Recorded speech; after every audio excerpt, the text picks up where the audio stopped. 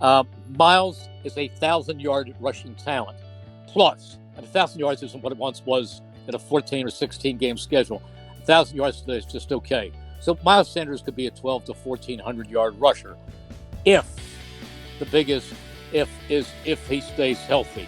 He has had injury problems in the past, but you have Boston Scott who can spell him.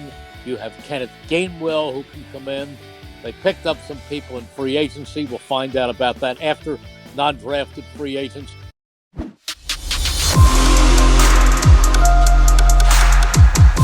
And I love what the roster looks like right now. I really do, man. I mean, the one thing I'll say, and I'm going to get Merrill Reese on here in a second here, because I'll tell you what, like I said, and we went over this topic a couple days ago when we were talking about this football team versus that 17 football team. But I want to get onto our friend right now, and I want to go to Merrill Reese right now and have Merrill jump aboard with us if we can here. We'll get him back here in a second here. We'll get our friend here in a second and see if we can get him back on here and get our friend up and running here. Hey, Merrill, how you doing, my friend?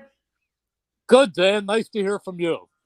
You bet. Hopefully you're going to have yourself a great 4th of July. By the way, we were just talking about this roster here, and I got to tell you here, the one thing that concerns me still is the ability for them as coaches to take this team to the next level. Everything is in place. The best O-line in the NFL. They've upgraded on defense. Give me your assessment of how you see this coaching staff. Because again, you know, Merrill, they always say this, Jalen has to improve. Jalen has to do this. Well, that 2017 team had Jim Schwartz, a former head coach, as DC.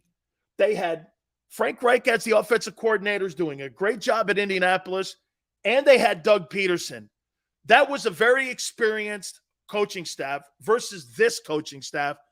Again, that's something to keep an eye on, I think, going into this season. Well, I think it's a good coaching staff, and I think that Nick Sirianni has done a great job of putting the right culture around this team. I mean, there's a wonderful feeling among these players, and they like him, and they respect him, and he has some very, very good coaches at key positions. I mean, you talked about the offensive line. I don't think I have been around in my Eagles career a better offensive line coach than Jeff Stoutland.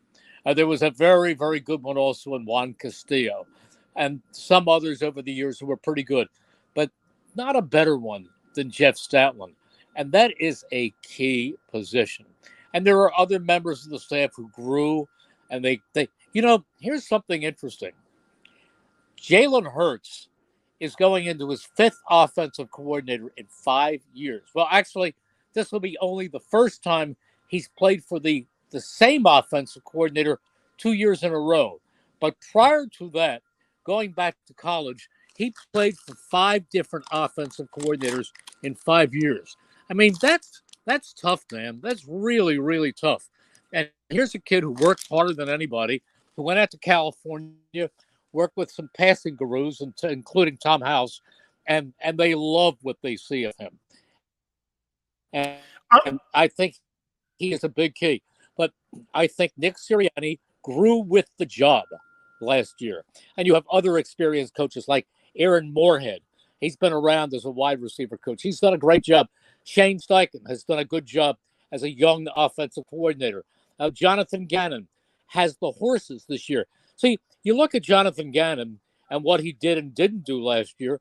Keep in mind, he didn't have all the pieces. He had injuries on the defensive line.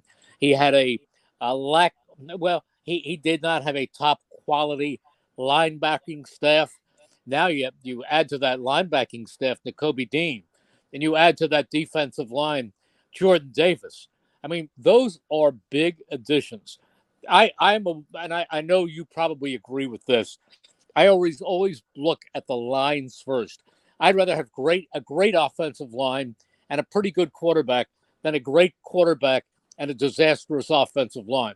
And this team starts with the lines, and they have players in backup positions on both the offensive and the defensive lines who can start for other teams.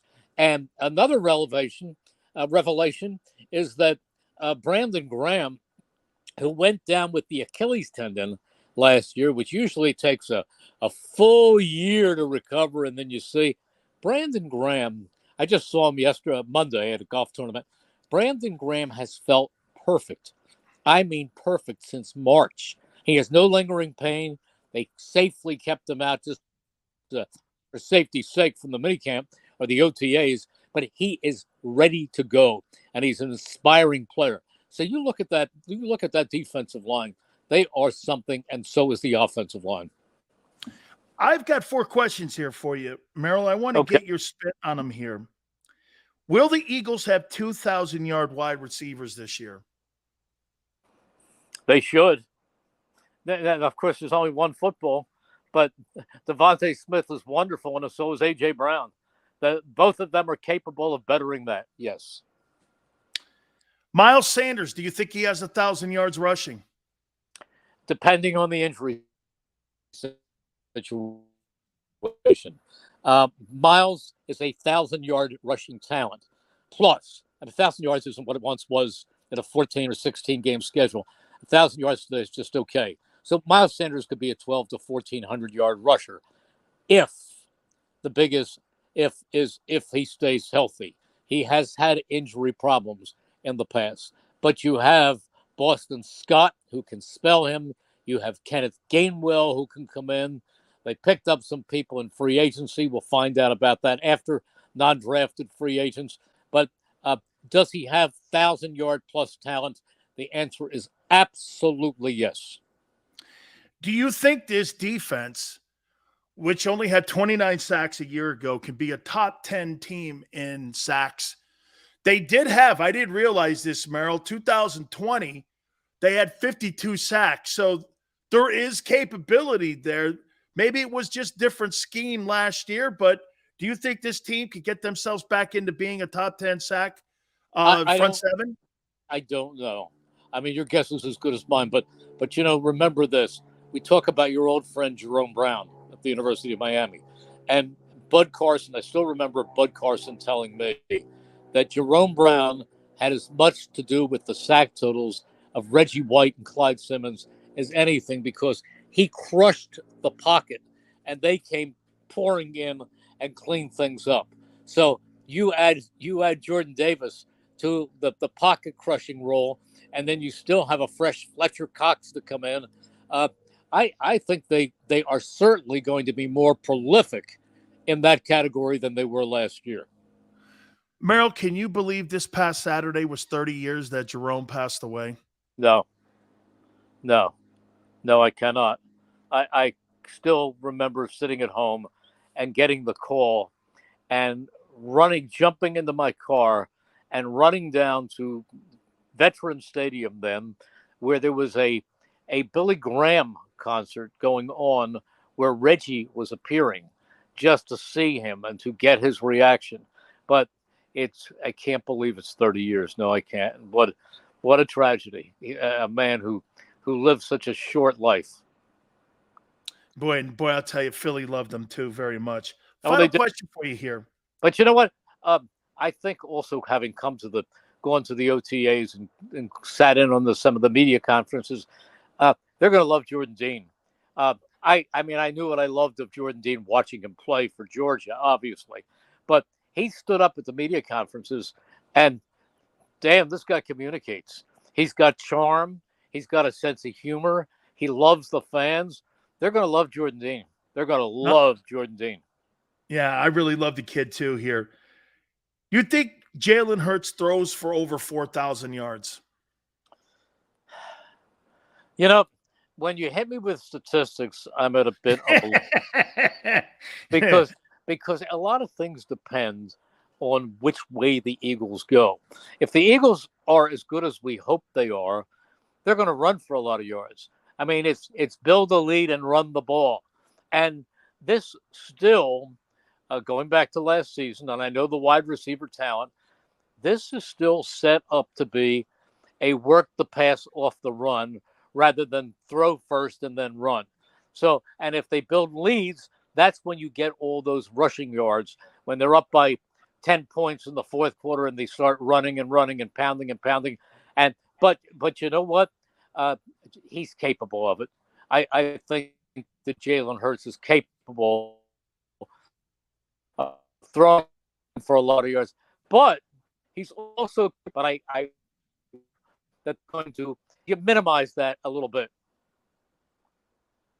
Keep him safe and healthy. Hey, Merrill, finally here, I think it's going to be one of the most anticipating seasons that we've seen in a long time for this football team. I mean, you know, like you told me the last time you were on, there weren't really a lot of expectations in 17 for that football team because nobody really knew what they had.